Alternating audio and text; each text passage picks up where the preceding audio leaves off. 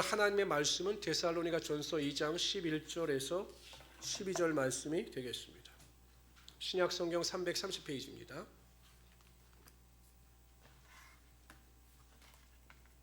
신약성경 330페이지 데살로니가전서 2장 11절 12절 말씀이 되겠습니다.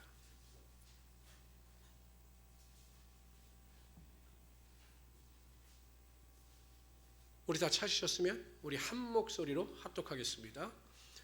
시작. 너희도 아는 바와 같이 우리가 너희 각 사람에게 아버지가 자기 자녀에게 하듯 권면하고 위로하고 경계하노니 이는 너희를 부르사 자기 나라와 영광에 이르게 하시는 하나님께 합당히 행하게 하려 함이라. 합당히 행하게 하려 함이라. 하나님께 합당히 행하게 하려 함이라. 저는 오늘 읽어드린 데살로니가전서 2장 11절에서 12절 말씀을 가지고 우리가 꿈꾸는 성도상 이 같은 제목으로 하나님의 말씀을 증거하도록 하겠습니다. 5월달과 이 6월달은 해외에 나가 있던 선교사님들이 들어와서 선교 보고를 하고 난 각 교회 다니면서 말씀을 증거하는 우리 교단의 큰 행사가 있는 달입니다. 그래서 선교사님, 세계 각지에 흩어져 있던 선교사님들 오셔서 그동안에 선교 보고를 하시고 또한 그 교회에서 받은 은혜를 나누는 시간을 가졌습니다. 선교사들 중에는 수많은 저희 선배님들 또한 후배 목사들, 동기 목사들이 있습니다. 정말 오지에서 아프리카나든지 인도, 인도네시아 이런 오지, 또한 러시아 땅의 오지, 또 알래스카 오지에서 하나님께서 주신 은혜 가운데 선교사의 사명을 감당해 나가는 선후배들이 많이 있습니다. 제가 언젠가 아프리카 오지에서 선교를 하던 후배를 만나서 물어봤습니다. 힘들지 않아? 라고 물어봤더니 형, 솔직히 말해서 너무 힘들어요 라고 이야기를 합니다. 기후도 너무 덥고 특히 벌레 때문에 고생을 너무 많이 하는 거예요. 예를 들어서 거기 아이들은 보통 이제 양이라든지 염소의 우유를 먹는데 그냥 위생적이지 못하니까 그냥 얼굴에 온통 그 젖으로 범벅이 되는 겁니다. 그러면 예배를 드리러 교회 오면 그 얼굴에 그 파리때가 막 붙어서 막 코에서 파리가 나오고 이 정도로 위생적이지 못한 상황에 직면해 있는 거죠. 그래서 형 많이 힘들어요 라고 이야기를 합니다. 근데 끝이 중요합니다. 그래도 형 그곳에 하나님의 은혜가 있고 하나님의 능력이 있어서 하루하루를 감사함 가운데 잘 버티고 있습니다 라고 이야기를 했습니다. 그래서 제가 물어봤어요. 왜 하필이면 아프리카였느냐? 아니 미국도 있고 싱가포르도 있고 많았는데 왜 하필이면 아프리카였느냐라고 물었습니다. 그랬더니 간단하게 이야기를 합니다. 하나님께서 가라고 갔을 뿐입니다. 이렇게 이야기합니다. 자신의 뜻도 의도 아닌 하나님께서 아프리카로 가라 하셔서 저는 아프리카로 갔고 그것이 나의 사명이기 때문에 그 땅에서 나의 뼈를 묻으려고 합니다 라고 고백을 하는데 제가 큰 감동을 받았습니다. 그때 그 후배 목사가 저에게 사명이라고 말한 그 사명이라고 하는 단어가 제 마음속에는 선명하게 남아 있습니다. 성도 여러분, 우리가 부정하고 짊어지고 싶지 않지만 하나님의 은혜로 온전한 구원을 얻은 성도들은 하나님께서 맡겨주신 사명을 쫓아 살아가야 합니다. 내 원대로 내 뜻대로 내 즐거움을 쫓아 이 세상을 살아가는 것이 아니라 하나님께서 성도로 우리를 부르셔서 우리에게 맡겨주신 사명을 쫓아 하나님을 기쁘시게 하는 일에 최선을 다하여 살아가야 한다는 것입니다. 예수님께서는 이 사명과 관련하여 두 가지 중요한 말씀을 주셨습니다.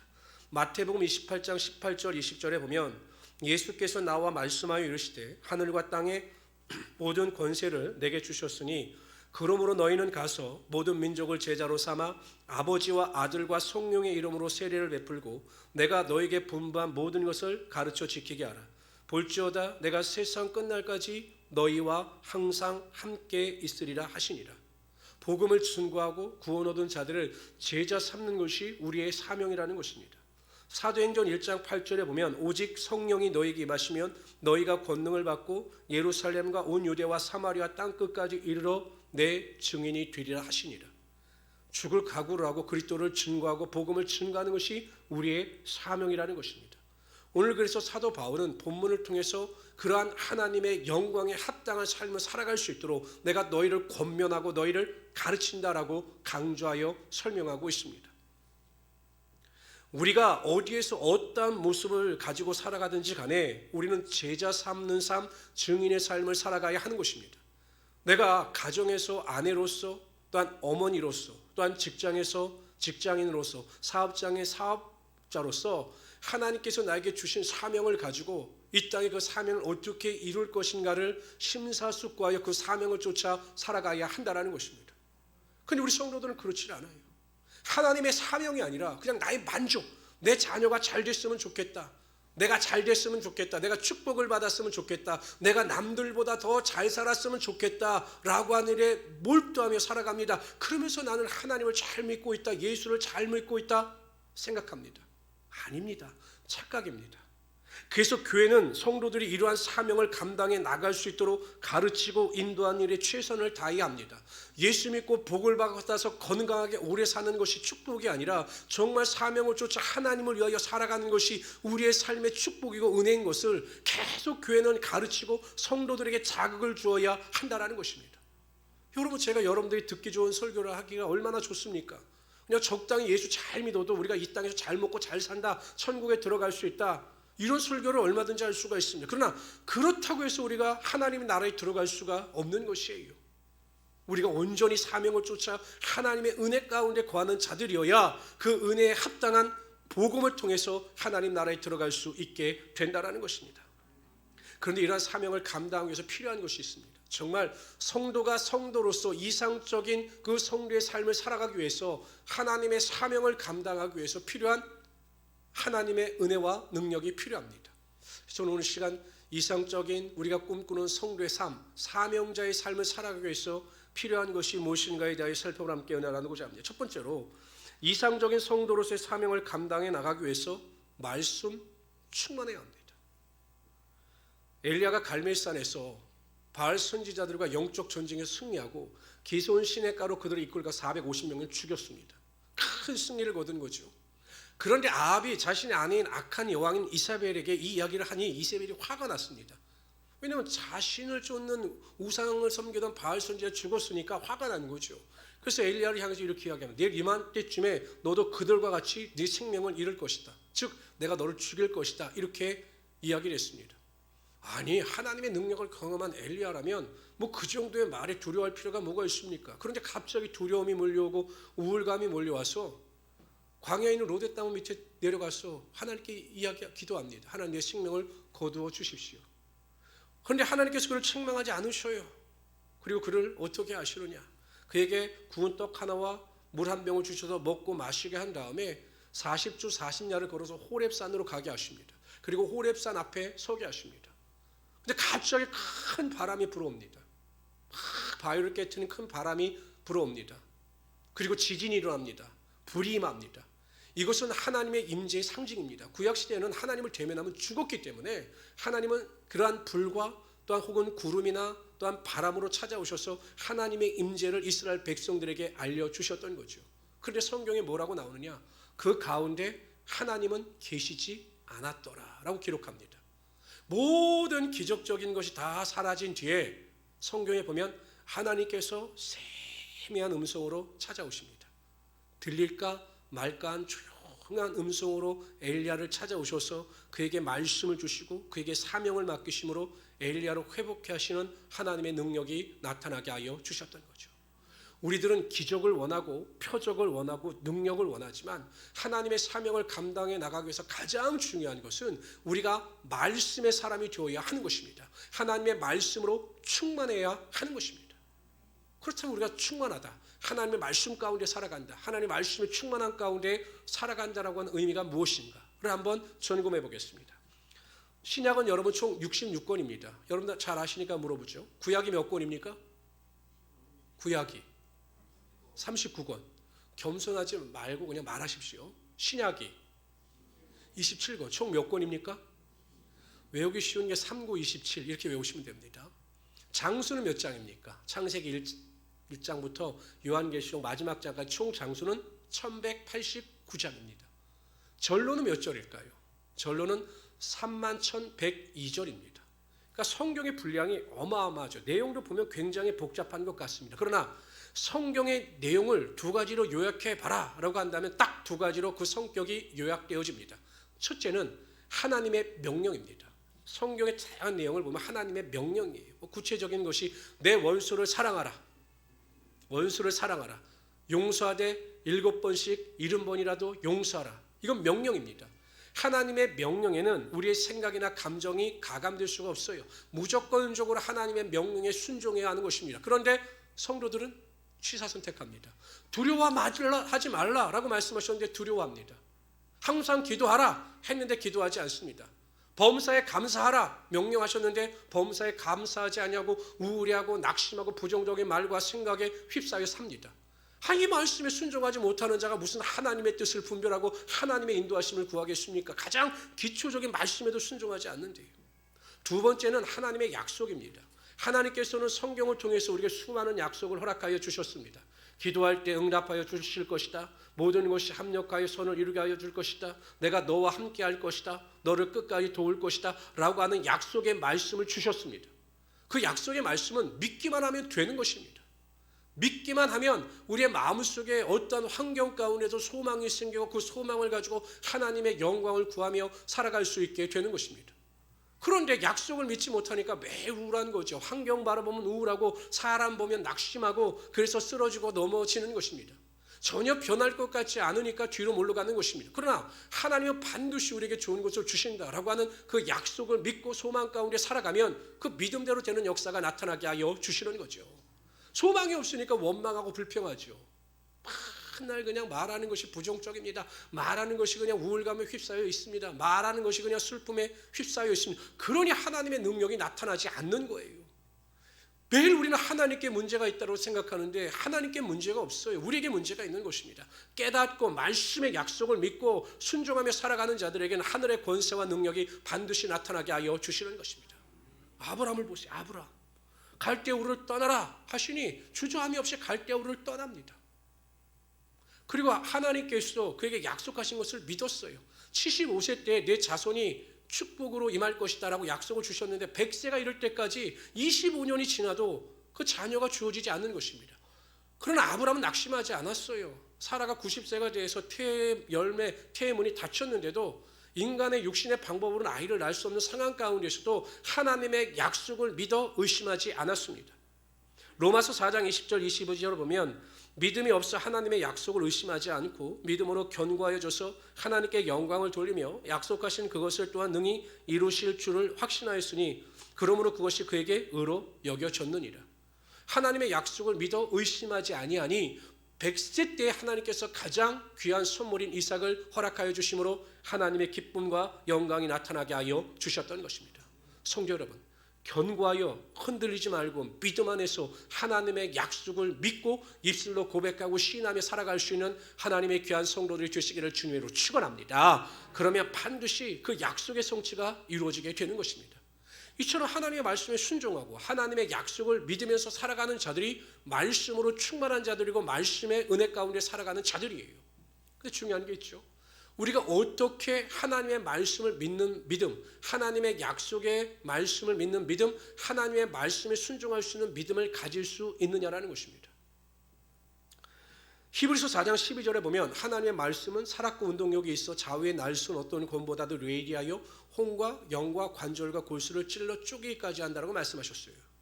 하나님의 말씀이 우리의 영혼 안에 들어오게 되면 하나님의 말씀이 역사하는 것입니다.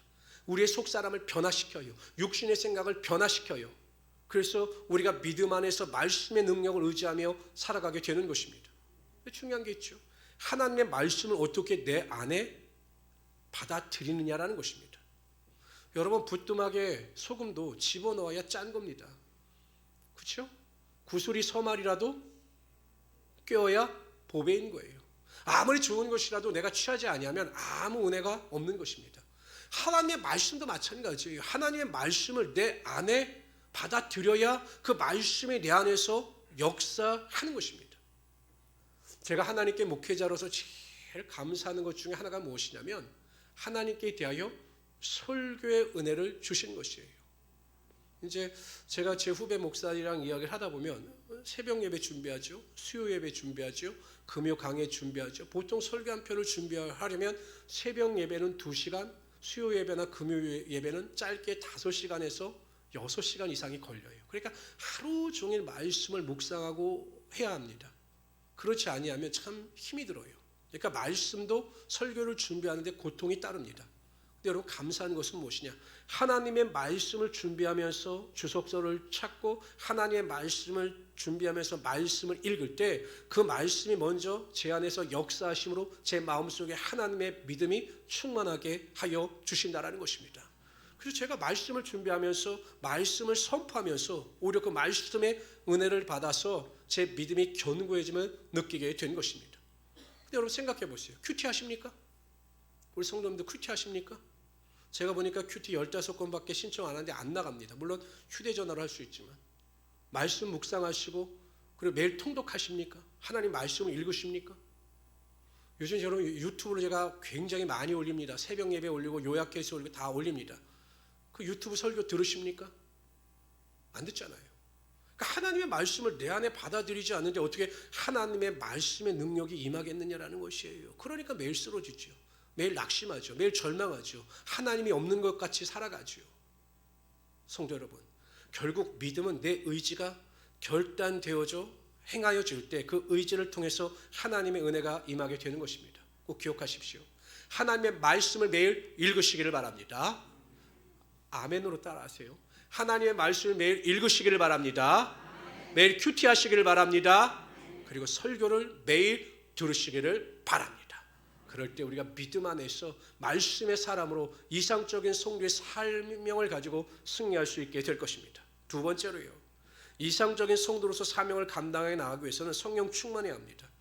여러분 아무리 비싼 외제차, 좋은 전기차를 할지라도 기름이 공급되지 아니하고 전기가 공급되지 아니하면 차가 움직이질 않아요. 우리가 성도로서 하나님의 능력과 권세를 맛보기 위해서는 성령의 능력이 필요합니다. 왜 우리가 성령의 충만함을 받아야 하느냐? 두 가지입니다. 첫째는 하나님의 일을 감당해 나가기 위해서 성령 충만을 받아야 합니다. 다 같이 읽어봅시다. 스가랴서 4장 6절 시작. 그가 내게 대답하여 이르되 여호와께서 만군의 여호와께서 말씀하시되 시작. 이는 힘으로 되지 아니하며 능으로 되지 아니하고 오직 나의 영으로 되느니라. 스룹바벨이 포로에서 돌아와서 성전을 세워요. 그런데 이방인들이 방해를 합니다. 스룹바벨이 낙심했어요. 왜 하나님의 일을 감당해 나가는데 왜 방해 세력이 있고 하나님의 일이 제대로 이루어지지 않느냐라고 낙심합니다. 그때 하나님께서 스가랴 선지자를 통해서 스룹바벨에게 하신 말씀입니다. 이는 인간의 힘과 능력이 아니라 오직 성령께서 도우셔야 성전이 세워질 수 있다. 스룹바벨이 깨닫죠.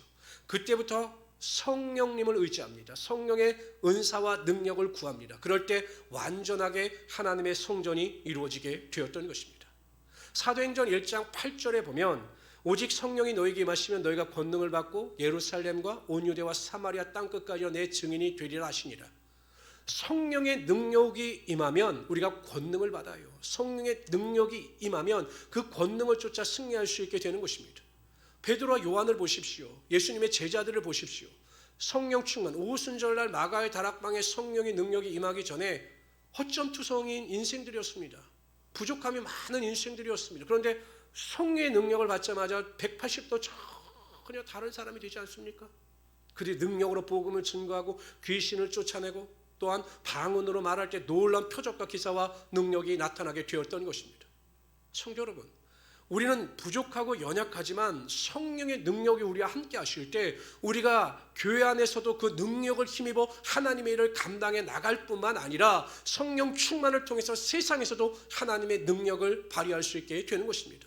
지혜가 부족한 자에게 지혜를 위하여 구하면 하나님께서 능력을 주셔요. 하나님께 구하면 성령 충만함을 통해서 그 일을 감당할 수 있는 능력을 반드시 부어 주시는 것입니다. 교회 일도 마찬가지죠. 아니 교회 일을 하다 왜 시험에 듭니까? 제가 한번 말씀드렸지만 이제 교회가 참 마지막 때가 된 것 같아요. 저 선배 목사님이 거의 30몇 년을 목회하신 분인데 이제 코로나 때문에 식사를 못했죠. 그래서 이제 코로나가 다 이제 회복이 되고 이제 식사를 하자라고 이제 결론이 나서 이제 김밥으로 시작을 하였습니다. 그런데 이제 밥을 먹어야 되겠다라고 이제 서로 의논하는 도중에 만나시를 운영하던 그 만나시 운영자 8분이 목사님을 찾아오셨다는 거예요. 목사님, 우리가 서로 회의하고 결의했는데 앞으로 교회에서 밥을 먹지 않기로 결론을 내렸습니다. 우리가 너무 힘이 들어서 이제 교회에서 식사하는 것을 안 하기로 결정을 내렸습니다. 지금까지 그렇게 열심히 해오시는 분들이 2년 만에 완전히 믿음이 떨어져서 더 이상 힘든 일을 하지 않겠다 이렇게 선포하셔서 목사님이 너무 충격을 받으셨다는 거예요. 물론 크게 혼을 내셨다고 합니다. 제가 대단하시다고 그랬어요. 우리 성도들은 제가 크게 혼을 내면 크게 화를 낼 텐데 거기는 크게 혼을 냈는데 크게 순종하고 돌아갔다고 합니다. 근데 그 목사님 충격 받으시는 거예요. 이제 이런 시대가 됐구나. 왜 그럴까? 세상이 너무 즐거워요. 이제 육을 쫓아 사는 겁니다. 내 생활, 내 계획, 내가 너무 좋은 거예요. 그러니까 헌신과 수고를 하지 않는 거죠. 영이 떠나가고 육이 살아있으면 주님의 일을 감당해 나갈 수가 없어요. 마찬가지죠. 여러분, 목회자인 저에게 무슨 즐거움이 있겠습니까? 한번 생각해 보세요. 아침 일찍 와서 새벽 예배 인도하고 집에 가서 잠깐 쉰 다음에 신방이나 또 와서 우리 사랑하는 나무들 물도 좀 주고 교회 청소도 좀 하고 또 설교 준비하고 매일 반복되는 일이 그게 제 일이에요. 그러니까 친구들이 이야기해. 무슨 재미로 사냐고. 너를 보면 참 대단하다고. 무슨 재미로 사냐고. 무슨 재미로 살까요? 성령께서 주시는 은혜와 능력 가운데 감사하며 기뻐하며 살아갈 수 있게 되는 것입니다. 제가 한 번은 기도를 하는데 제 동기들이 다 큰 교회 목회자가 된 거예요. 제 후배들도 큰 교회 목회자가 된 겁니다. 내가 학교 다닐 때 저들보다 분명히 똑똑했는데, 내가 저들보다 정말 능력이 있었는데, 한편으로는 성도들도 속도 썩이고 그러니까 제가 화가 나서 하나님 앞에 도대체 제가 뭡니까? 라고 기도했습니다. 그래서 하나님께서 이렇게 말씀하시더라고요. 너는 너야. 너는 너야.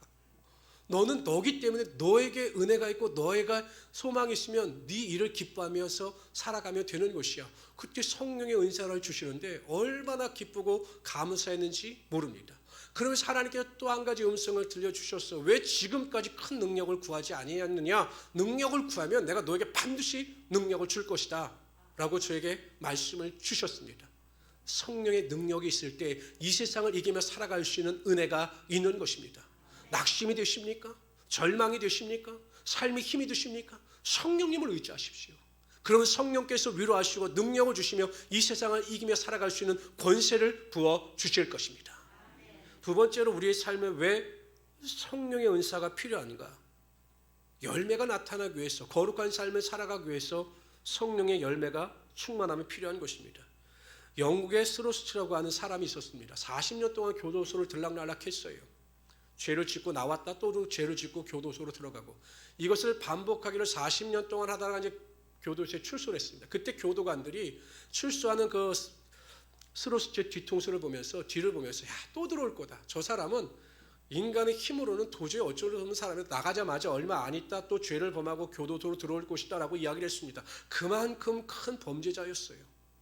그런데 이 스로스트가 첫날 나와서 머물 곳을 찾다 보니까 머물 곳이 없는 겁니다. 그런데 광고에 보니까 구세군 교회에서 이런 나온 사람들을 위한 그 숙소를 마련하고 있는 광고를 보고 그 구세군 숙소를 찾아갔습니다.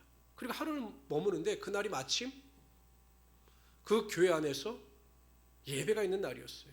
집회가 있는 날이었어요. 그래서 이 스로스트가 좀 지루하고 하니까 그 예배에 참석했다가 예수 그리스도를 영접하고 성령의 불을 경험합니다. 완전히 다른 사람이 되었습니다. 그래서 그 보호소에서 나온 그 죄수들, 그러니까 교도소에서 형기를 마치고 나온 그 사람들을 위해서 18년 동안 봉사하는 일을 감당해 나갔습니다. 완전히 다른 사람이 된 거죠. 나중에 스로치라고 하는 사람이 이렇게 고백합니다. 나는 가주책죽으로 50대씩 8번 400개나 매를 심하게 맞았고 40년 동안 교도소 생활을 했어도 변화되지 못했습니다. 그러나 예수님을 만나는 순간, 그래서 성령 충만을 체험하는 순간 이렇게 변화되어 새 사람이 되었습니다 라고 고백을 하였습니다. 성도 여러분, 우리는 믿어도 여전히 연약한 자입니다. 하지 말아야지 하면서도 여전히 그 죄악 속에 구하는 자들이죠. 어느 장로님이 그런 고백을 하시더라고요. 그냥 교회 나가서 장로가 되었는데도 술을 끊지 못하는 겁니다. 그래서 숨어서 한 잔, 두 잔 마시는 습관을 버리지 못하는 거예요. 그런데 그러지 말아야지 하는데 안 되는 거죠. 또 담배도 피게 되고 하지 말아야지 하는데 인간의 힘과 능력으로는 되지 않는 겁니다. 이게 인간의 나약성이에요. 그런데 어느 날 부흥집회에 참석했다가 성령의 불을 받았습니다. 성령의 불을 탁 받고 나니까 영에 속한 사람이 되니까 술도 끊게 되고 담배도 끊게 되고 완전히 다른 사람으로 변화가 된 것이죠. 내 의지가 박약해서 할 수 없었던 것을 성령께서 관건하시니 그러한 역사와 능력이 나타나게 되더라는 것입니다. 성도 여러분, 항상 성령님을 의지하십시오. 그럼 성령께서 우리의 영 가운데 찾아오셔서 사랑과 희락과 화평과 오래 참음과 자비와 양성과 충성과 온유의 절제와 열매가 나타나게 하여 주심으로 거룩한 하나님의 사람으로 살아가는 하나님의 역사가 나타나게 하여 주실 것입니다. 남편도요, 내 자신 스스로 변화시키지 못해요. 자녀도 마찬가지죠. 내가 하려고 하니까 힘이 들지 않습니까?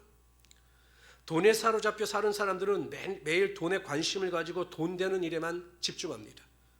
쾌락도 마찬가지입니다. 매일 자신의 인생의 엔조이를 즐기며 살아가는 사람들은 어디로 여행을 갈까, 무엇을 맛있는 것을 먹을까, 어떻게 하면 내 인생이 즐거울까, 거기에만 몰두합니다. 성령에 사로잡힌 사람들은 영적인 일에 관심을 가지게 되어 있습니다. 영적인 은혜를 쫓아다니게 되어 있는 것입니다. 예배 중심, 말씀 중심, 성경 중심의 삶을 살아가고 영적인 일에서 만족과 행복을 누리며 살아갈 수 있게 되는 것입니다. 저는 우리 성도님들이 이러한 고차원적인 영적인 질서 속에 살아갈 수 있는 하나님의 귀한 성도들이 되시기를 주님으로 축원합니다. 그래서 항상 영적인 일에 소망을 가지고 믿음 안에서 승리하며 살아갈 수 있는 하나님의 귀한 성도들이 되시기를 주님의 이름으로 축원합니다. 세 번째로요, 이상적인 성도로서 사명을 감당해 나가기 위해서는 사랑으로 충만해야 합니다. 사랑이 충만해야 합니다. 고린도 교회는 은사와 능력이 끊임없이 나타나는 교회였어요. 방언의 은사도 나타나고 막 예언의 은사도 나타나고 놀라운 표적과 기사와 능력이 교회 안에 가득했습니다. 그런데 그런 능력이 나타나는데 오히려 교회는 분열됩니다. 교회는 깨집니다. 그래서 교회 안의 문제를 세상의 법정 가운데 가지고 나서 시시비비를 가릴 정도로 엄청난 문제가 가득한 교회였어요.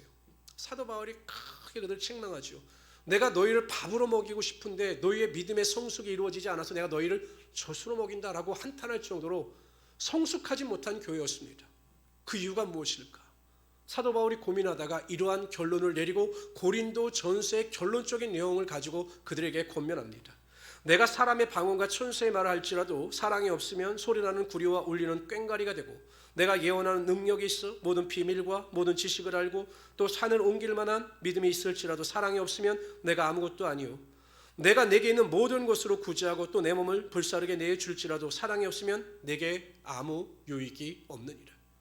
결국 사랑이 없는 선행, 사랑이 없는 능력은 오히려 다른 사람을 피곤하게 하고 다른 사람을 힘들게 하는 것입니다. 모든 것이 사랑의 기초 가운데 세워져야 하는 것이죠. 근데 여러분, 문제는 무엇이냐? 문제는 무엇이냐?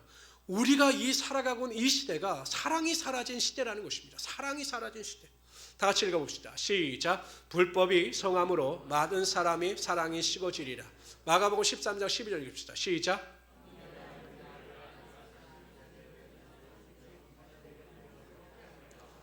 이 시대의 현상 아닙니까? 아니, 보험금 때문에 자기 동생을 죽이고 부모를 살해하는 그러한 악한 범죄가 일어나고 있는 시대가 이 시대입니다. 왜 그럴까? 사랑이 식어졌기 때문입니다. 그런데 여러분, 이상하죠? 사랑이 식어지면 식어질수록 오히려 사랑을 갈망하는 사람들은 점점 늘어나고 있다는 것입니다. 제가 성도들하고 많이 이야기를 해보면 아이에서부터 우리 권사님, 장로님들이 이르기까지 그렇게 목사님의 사랑을 갈망하더라고요. 눈 한번 맞춰주면 너무 좋아하시는 것 같고 손 한번 잡아드리면 그렇게 좋아하시더라고요. 그래서 내가 더 사랑해야 되겠구나 생각을 했습니다. 그만큼 사랑을 갈망하는 시대입니다. 그래서 우리 교회가 능력도 중요하고 성령도 중요하지만 사랑이 많은 교회가 되어야 하는 것입니다. 그런데 여러분, 교회 안에서 최고의 사랑이 무엇일까? 배려와 이해입니다. 배려와 이해. 사랑은 허대한 죄를 덮는다라고 하였습니다. 다른 사람의 죄와 허물을 드러내는 것이 아니라 덮어주는 것입니다. 여러분, 교회라고 상처가 없을까요? 교회 안에서 상처받는 일이 없을까요? 천만의 말씀입니다. 교회 안에도 여전히 상처를 주고 상처를 받기도 합니다. 그런데 문제는 상처를 주는 분들이, 상처를 받는 사람들이 상처를 받는다라고 하는 느낌을 알지 못하는 것입니다. 제가 얼마 전에도 우리 목사님과 이야기를 하는데 저한테 상처를 받았다는 거예요. 그래서 제가 깜짝 놀랐습니다. 목사님, 제가 목사님에게 무슨 상처를 드렸습니까? 저는 목사님에게 상처를 드린 일이 없다고 생각하는데요 라고 여쭤봤더니 자기를 볼 때마다 정말 잘 먹는다, 많이 먹는다, 이런 말을 해서 본인이 상처를 받았다는 겁니다. 아니, 많이 먹어서 많이 먹는다고 그랬는데, 잘 먹어서 잘 먹는다라고 했는데, 나는 많이 먹는다고 그러면 너무 기분이 좋은데, 잘 먹는다고 하면 기분이 좋은데, 그분은 많이 먹는다는 것을 마치 자신을 모욕하는 말로 들은 거예요. 그래서 상처를 받았다는 겁니다. 그래서 제가 죄송합니다, 잘못했습니다라고 용서를 구했습니다. 이처럼 사람마다 맷집이 달라요. 받아들이는 맷집이 다른 겁니다. 저는 목사이기 때문에 웬만한 말이나 행동에 상처를 받지 않아요. 그러나 연약한 성도는 별일 아닌 말이나 행동에 상처를 받아요. 이런 분들도 많습니다. 잘 들으세요. 저에게 어떤 분들이 이렇게 이야기합니다. 목사님, 어느 집사님이 저를 보고도 인사하지 않아서 상처받았어요. 아니, 상대방이 보지 못해서 인사를 못했을 수도 있는데 자신을 아는 척 안 하고 인사를 하지 않는 것 때문에 상처를 받았다는 겁니다. 목사님, 어떤 청년이 저에게 아는 척을 안 해서 제가 상처를 받았습니다. 이렇게 말씀하시는 분도 있어요. 그런데 이것이 그 사람의 문제냐? 아닌 거예요. 맷집이 다른 겁니다. 맷집이 다른 거예요. 그 말로 상처를 받는 사람이 있고 그 말로 상처를 받지 않는 사람들이 있어요. 그렇기 때문에 우리에게 필요한 것이 무엇이냐? 배려와 이해라는 것입니다. 그 사람 입장에 서서 배려와 이해를 할 때 교회가 사랑의 공동체로 아름다운 모습을 가지고 살아가게 된다는 거죠. 제가 요즘에 가끔 시간이 날 때 보는 TV 프로가 금쪽 같은 내 새끼인가, 하여튼 그런 프로그램을 봐요. 그 아이들 자녀 교육에 대해서 제가 봅니다. 이렇게.